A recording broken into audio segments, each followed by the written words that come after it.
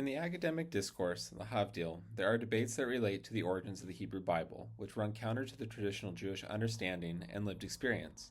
Many of these discussions are thoughtful academic exercises, but there are times when these discussions appear to enter into the modern cultural political discourse and deviate from an objective position.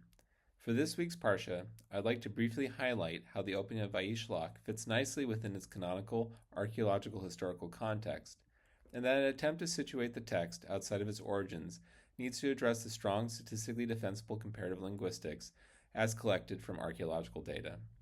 In Bereshit, Lamed Bet, we see Yaakov sending messengers to his brother Essau.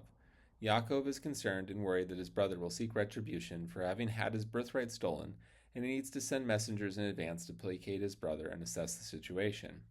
We see Yaakov uses phrases that are similar to those in written correspondence from the rulers of Ugarit in the 2nd millennia BCE, located on the Mediterranean coast in what is modern-day Syria. In verse 5, we read, Ko tomrun Adoni le'esav, ko amar avdecha Yaakov.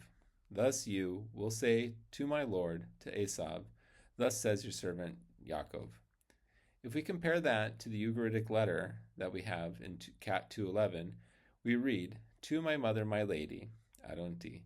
Speak a word to, and here we have a name that's in Hurrian, and to a name that literally means sister of the king, or also Achat Melech, your servant.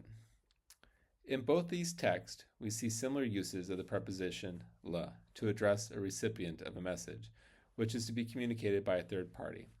Both texts address the recipient with the same title of respect, Adon. Both texts command the messenger to speak in the similar formula, and both texts, the sender is humbling themselves by using the same word for servant, avdecha. If one claims that this is coincidence, then they have to address the many other letters that have been uncovered from this historical period.